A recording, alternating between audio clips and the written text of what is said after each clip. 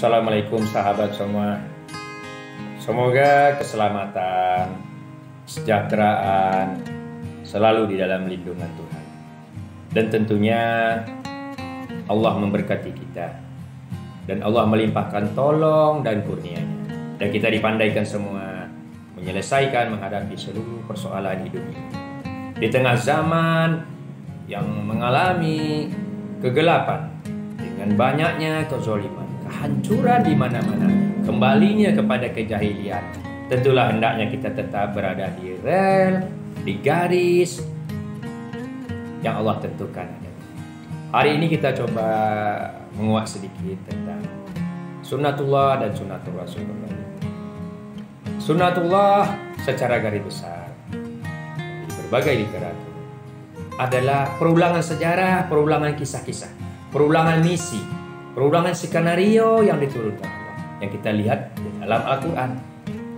Secara umum garis besar bisa disimpulkan ada 3 skenario, yaitu pertama, skenario Allah menurunkan peraturannya, perintah-perintahnya, hukum-hukumnya kepada satu kaum di satu tempat di muka bumi. Lalu Allah sediakan tempat untuk kaum itu.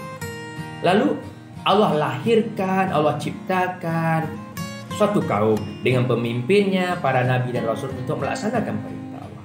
Jadi sunnatullah adalah adanya peraturan Allah di suatu tempat di bumi Allah dan dilaksanakan oleh umat Allah yang dipimpin oleh nabi dan rasulnya, bergabung menjadi satu. Itulah agama Allah, dinullah, yaitu satu kesatuan di mana peraturan-peraturan Allah yang diturunkan di bumi Allah dilaksanakan, diabdikan oleh umat Allah atau hamba Allah. Itulah skenario Allah, itulah sunnatullah. Tidak akan berubah dari sejak Nabi Adam sampai Nabi Muhammad, sama melaksanakan peraturan Allah di suatu tempat oleh umat Allah. Ketika Nabi Syuaib, Nabi Musa melaksanakan Taurat di daerah Madian, kaum Nabi Musa. Ketika Nabi Ibrahim melaksanakan peraturan Allah, suhuf-suhuf lembarannya peraturan Allah di kota Mekah juga oleh kaum Nabi Ibrahim. Ketika Nabi Isa melaksanakan peraturan Allah dengan kitab Injilnya dengan kaum Nabi Isa, Bani Israel, maka di Palestina. Makanya ada kitab Wattini wa Zaitun, demi buah tin yang tumbuh di satu masyarakat yang ada kaum agama di situ, pemimpinnya ada kitabnya Wattini wa Zaitun, dan di situ bicara zaitun. Nabi apa pula yang ada di sana? Waturi sinin wa hadzal baladil amin. Dan ketika bicara kota Mekah, di situ ada gengnya Nabi Ibrahim, ada gengnya Nabi Muhammad. Berarti berbicara sunnah, ada peraturannya, ada tempatnya, dan ada pelaksanaan. Nah, itu dilaksanakan oleh para nabi dan rasul, tidak berubah. Kemudian lalu para nabi dan rasul mempraktekkan sunnah tadi ketika berbagai cara, berbagai gaya, berbeda-beda cara fisik mentafsirkannya dalam tindakannya, namun hakikatnya sama, melaksanakan perintah Allah di bumi Allah, menjadi hamba atau umat Allah. Itulah dinullah. Maka ketika Nabi Ibrahim melaksanakan pengorbanan, menyembelih anaknya Ismail, yaitu ketika diuji kesolehannya oleh Allah, dilaksanakan oleh Rasulullah Nabi Muhammad. Tetapi Nabi tidak membunuh Fatimah, tidak menyembelih Fatimah. Dan ketika Nabi Ibrahim diganti pengorbanannya menyembelih Ismail, yaitu seekor kibas kambing, masa Rasulullah tak ada dibanti dipotong Fatimah diganti kibas. Lalu bagaimana di masa kita sekarang? Berbeda lahiriah tapi makna sama. Ketika di situ pengorbanan Ismail sanggup bersuka duka membantu menata keislaman agama saat itu dengan pengorbanannya beserta ayahnya, keikhlasannya, masa Rasulullah juga sama. Anak-anaknya sanggup ikhlas menderita dalam suka dukanya, hidup di dalam kemiskinan. Sampai Rasulullah berapa 100 tambalan bajunya. Khadijah pun istrinya itu Ummul Mukminin meninggal pun dalam keadaan sakit-sakitan, dalam keadaan kepayahan, penderitaan. Sampai kalau kita melihat kisah anak-anak cucu Rasulullah Hasan dan Husain dipenggal kepalanya di padang Karbala. Allahu Akbar. Apakah tidak sama maknanya pengorbanannya?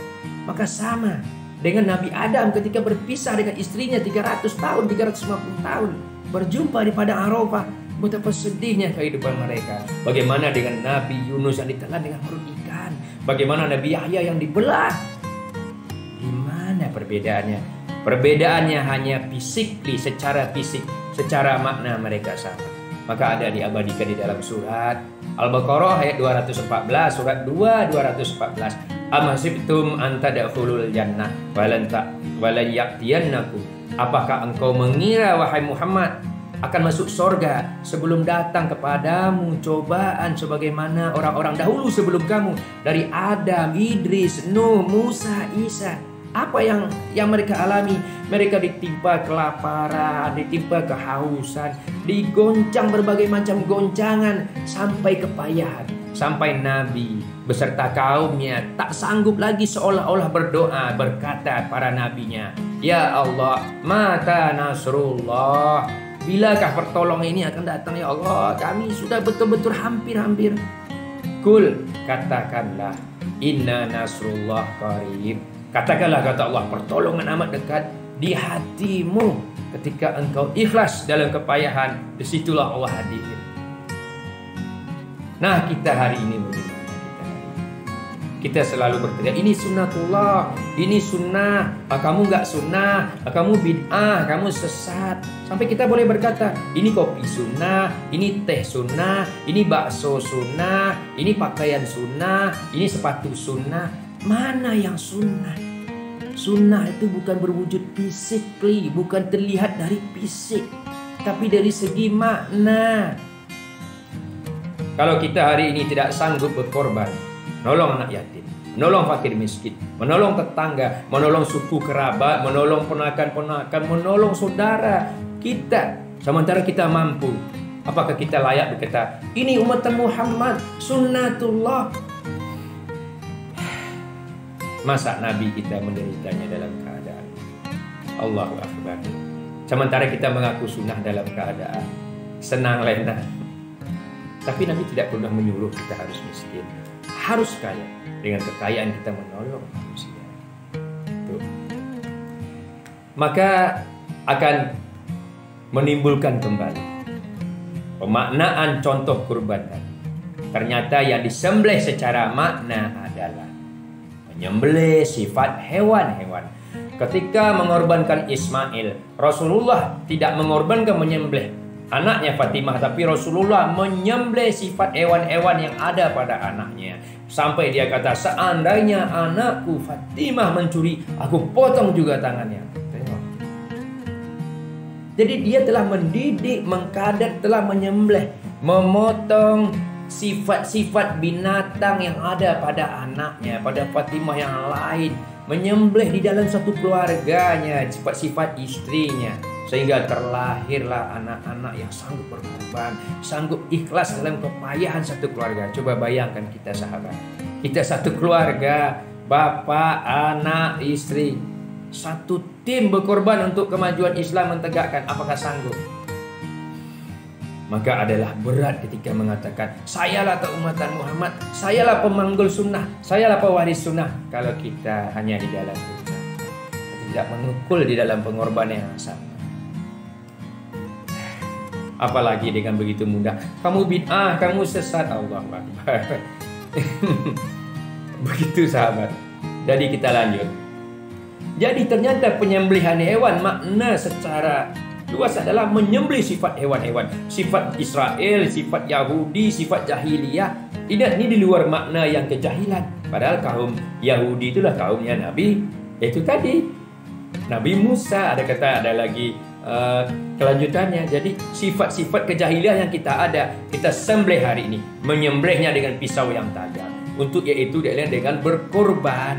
Maka infak, sedekah, pengorbanan kita, pengorbanan waktu membaca literatur, pengorbanan mengenali agama, menghabiskan waktu kita untuk mengenali Islam, itu dalam rangka menyembelih. Dan pisau yang paling tajam adalah Quran. Sembelihlah anak kita dengan ayat per ayat, dengan pemahaman per pemahaman, dan itu bertahun-tahun lamanya. Rasulullah 23,5 tahun untuk membumikan Quran. Kita juga sama. Sembelih dengan keyakinan, maka insya Allah akan terlahir Ismail yang sanggup berkorban demi Islam. Semoga kita